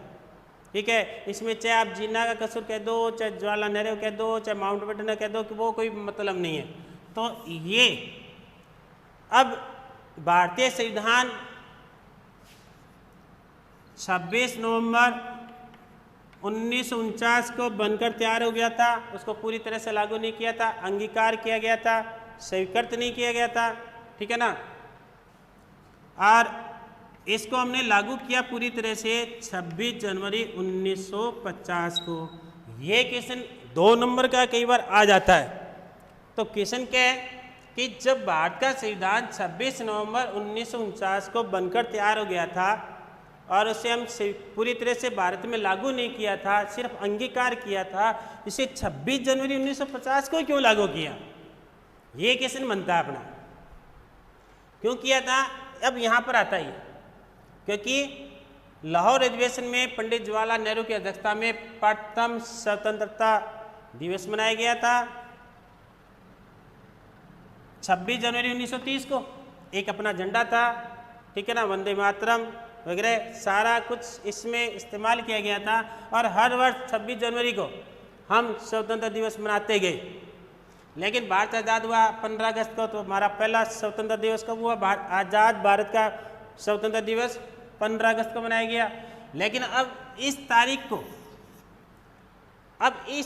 को 26 जनवरी को हमारी एक चिरस्थायी याददाश्त बनाए रखने के लिए हमारा एक दिन था, जिसको हम हर वर्ष स्वतंत्रता दिवस के रूप में मनाते थे, इस तारीख को भी रखना था। तो हमने लगभग 2 महीने का वेट किया, जिससे 26 जनवरी आने के बाद हमने यहाँ 15 अगस्त को तो स्वतंत्रता दिवस मना दिया, लेकिन 26 जनवरी को हमने गणतंत्र दिवस बना दिया, जिससे ये दिनांक भी बनी रहे, गणतंत्र दिवस। ओके, आपको ये लिखना है। आता तो 2 नंबर है, 1 नंबर है, 2 नंबर क्वेश्चन आता है, बड़ा तो आएगा नहीं, ठीक है ना। तो 26 जनवरी जो हर साल हम स्वतंत्रता दिवस के रूप में, पूर्ण स्वराज्य दिवस के रूप में मनाते थे, इस दिनांक को 26 जनवरी के दिनांक को हम आगे भी हमारी एक याददाश्त के लिए, चिरस्थायी के लिए, इस दिनांक को बनाए रखने के लिए हमने 26 जनवरी को भारत के संविधान को लागू किया और गणतंत्र के रूप में इसको नाम दिया गणतंत्र दिवस, ठीक है ना। ये क्वेश्चन इस तरह का है। ओके, दोनों क्वेश्चन आपके समझ में आया? एक बार पुनः रिपीट कर देता हूँ। लाहौर अधिवेशन हुआ था, भारतीय राष्ट्रीय कांग्रेस का लाहौर अधिवेशन हुआ था, इसमें सविनय अवज्ञा आंदोलन शुरू करना था, एक प्रस्ताव देना था, और एक प्रस्ताव पारित भी किया गया था, और इसमें अध्यक्षता पंडित जवाहरलाल नेहरू ने की थी। इसमें 31 दिसंबर 1929 को पूर्ण स्वतंत्रता दिवस मनाने के लिए 26 जनवरी 1930 की एक डेट रखी गई थी। 26 जनवरी, मैंने आपको ये क्वेश्चन बताया, 26 जनवरी को हमने भारतीय संविधान को क्यों लागू किया? क्योंकि ये 26 नवंबर 1949 को बनकर भी तैयार हो गया था, इसे हमने पूरी तरह से लागू नहीं किया। 26 जनवरी 1950 को हमने लागू किया, क्योंकि ये हमारा एक दिन था 26 जनवरी का, जो हर वर्ष हम स्वतंत्रता दिवस के रूप में मनाते थे, प्रथम स्वतंत्रता दिवस या पूर्ण स्वराज्य दिवस के रूप में मनाते थे। इस दिन को बनाए रखने के लिए हमने भारतीय संविधान को 26 जनवरी 1950 को लागू किया, पूरे भारत में पूरी तरह से लागू किया। ओके, कुछ समझ में आया बच्चों? अच्छी तरह से आपको अगला क्वेश्चन मैं आपको एक और करवा देता हूँ, ठीक है। इसके बाद ये सविनय अवज्ञा आंदोलन, देखो सविनय अवज्ञा आंदोलन 12 मार्च 1930 ईस्वी को शुरू हुआ था, ठीक है। क्यों शुरू हुआ था? नमक कानून तोड़ना था। क्या करना था? नमक कानून तोड़ने के लिए। ओके, अब यहाँ ये भारत का नक्शा है,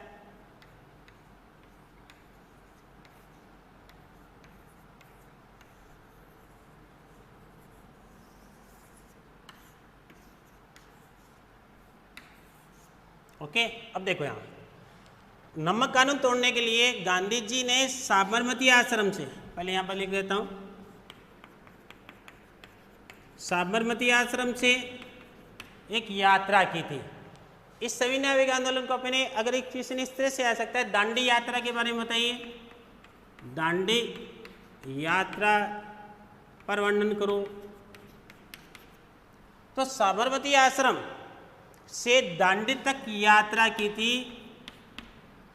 यहाँ से ये साबरमती है अहमदाबाद, और यही साबरमती है। साबरमती से इन्होंने दांडी नामक स्थान तक यात्रा की थी। ओके, कैसे?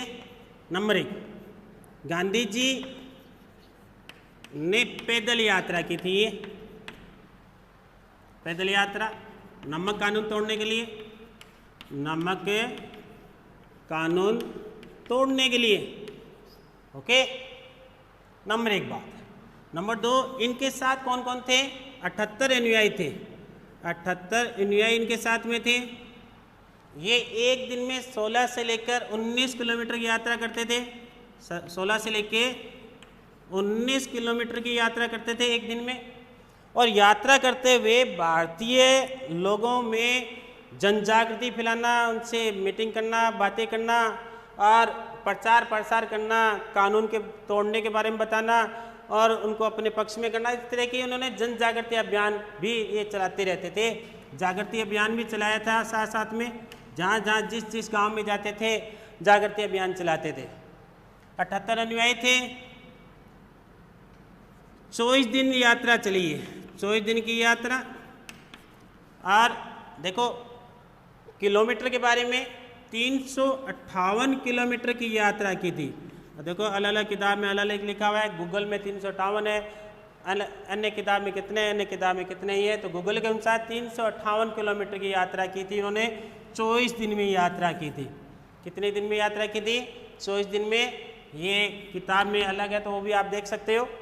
24 दिन की यात्रा की थी, 358 किलोमीटर। 12 मार्च को शुरू किया था। 12 मार्च को इन्होंने यात्रा शुरू की थी 1930 ईस्वी से। और 5 अप्रैल 1930 ईस्वी को वे दांडी नामक स्थान पर पहुंच गए थे। दांडी नामक स्थान पर पहुंचे, शाम को पहुंच गए थे। और 6 अप्रैल 1930 ईस्वी को उन्होंने सुबह सुबह, क्योंकि ये समुद्र किनारे है, तो समुद्र किनारे समुद्र से नमक उठाकर जैसे बनाते हैं उबाल कर वगैरह नमक बनाया। और इस तरह से जहाँ जहाँ भारत में नमक बनता था वहाँ वहाँ प्रत्येक भारतीय ने नमक कानून तोड़ना शुरू किया। खास बात यह है कि भारत में अब कानून तोड़ने की प्रक्रिया शुरू हो गई।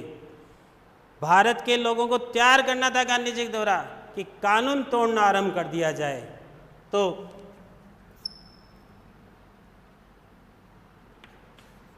दांडी नामक स्थान पर समुद्र के किनारे गांधी जी ने अपने अनुयायियों के साथ नमक उबालकर, ये उबालकर ही होता है या पानी, ठीक है, पानी उड़ जाता है, नमक बच जाता है, नमक बनाकर नमक कानून तोड़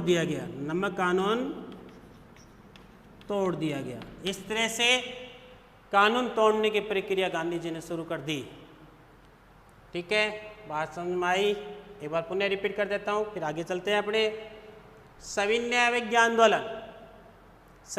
आंदोलन लाहौर अधिवेशन वो बता दिया आपको, 12 मार्च 1930 ईस्वी को हुआ था।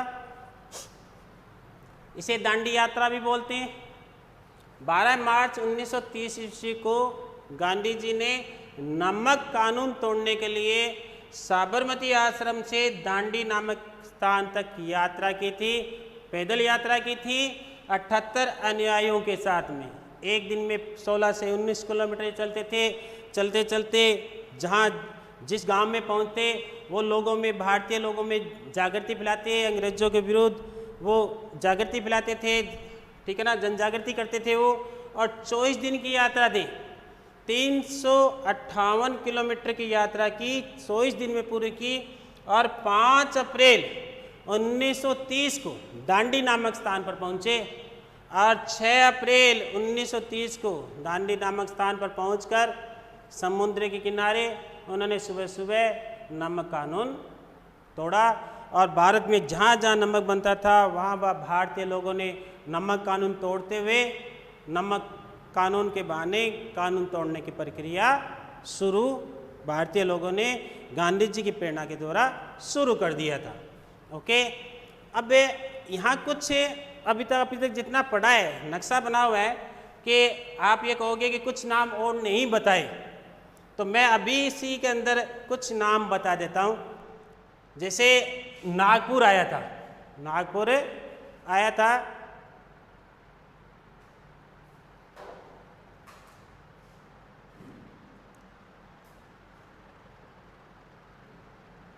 नागपुर आया था, शुरू हो गया,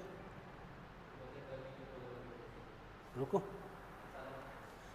नागपुर आया था तो ये बहुत सारे नाम आए थे, जैसे नागपुर महाराष्ट्र में, कहाँ पर है, महाराष्ट्र में, और बहुत सारे नाम आए थे। ठीक है, चलो अपने आगे चलते हैं अब इसके कार्यक्रम के बारे में।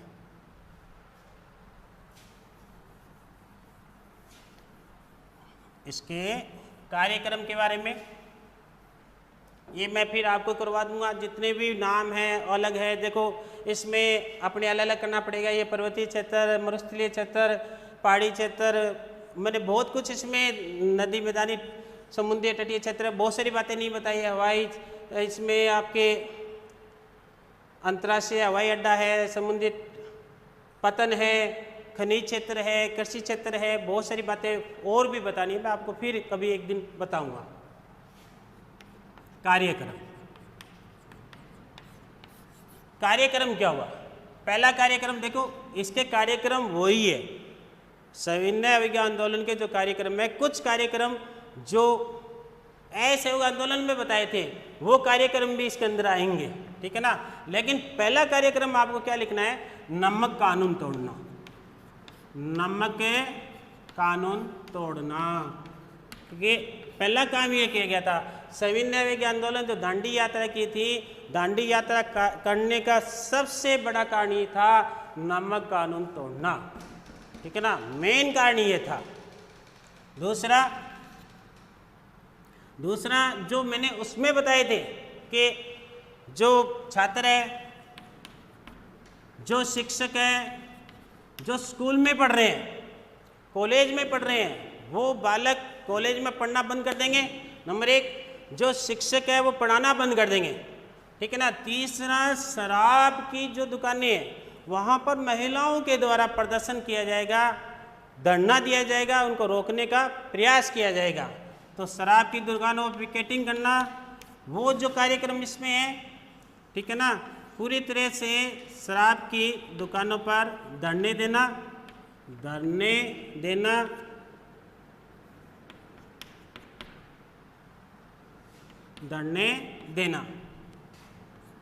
इनके अलावा विदेशी भगाओ, स्वदेशी अपनाओ, स्वदेशी पर बहुत ज़्यादा दिया गया, विदेशी जो वस्तु थी उनका विरोध किया गया, स्वदेशी अपनाने पर जोर दिया गया, ठीक है ना।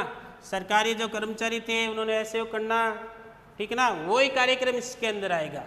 ओके, दोबारा रिपीट करने की जरूरत नहीं है, वो के वो इसमें आपको लिखने हैं, ठीक है ना।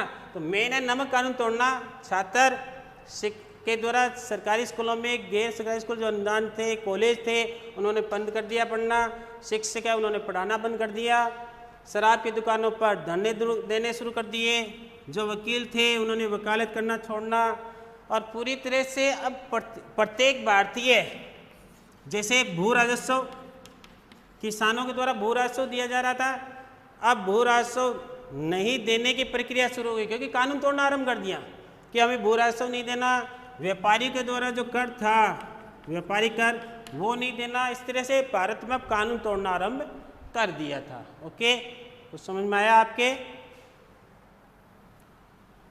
तो ये अपना लास्ट टॉपिक। अब मैं कुछ बातें आपको मोटिवेशन के रूप में मैंने आपको कल भी बताई थी, कुछ आज भी बताऊंगा। देखो, अच्छे नंबर लाने वाले अलग से कुछ नहीं करते, मैं कह रहा हूं आपको कि अच्छे नंबर लाने वाले अलग से कुछ नहीं करते, वे पढ़ाई को अलग तरीके से करते हैं बस। क्योंकि बहुत सारे बच्चों की समस्या आती है कि सर क्या करें, तो मैं आपको मोटिवेशन के रूप में इतना ही कह सकता हूं कि अच्छे नंबर लाने वाले अलग से कुछ नहीं करते, ये पढ़ाई को अलग तरीके से करते हैं। क्योंकि पढ़ाई करते रहो, पढ़ाई करते हुए आपको बहुत फायदा हुआ। कैसे? तूफान कितना भी हो, हाथ उठाए रखना, दलदल कितना भी हो, पांव जमाए रखना। कौन कहता है छलनी में पानी नहीं जमता, बर्फ के जमने तक हाथ लगाए रखना, हाथ लगाए रखना। तो लास्ट बात 2 पंक्ति के रूप में कहते हुए मैं अपने वाणी को विराम दूंगा। अगर तुम सूरज की तरह चमकना चाहते हो, अगर तुम सूरज की तरह चमकना चाहते हो तो तुम्हें पहले सूरज की तरह जलना होगा, पहले सूरज की तरह जलना होगा। इसलिए खुद ही को यानी इच्छा शक्ति को कर इतना बुलंद, खुद ही को कर इतना बुलंद कि हर तदबीर इच्छा से पहले खुदा बंदे से ये पूछे कि बंदे तेरी रजा क्या है। इसलिए लगे रहिए बच्चों। नमस्कार, जय हिंद, जय APS।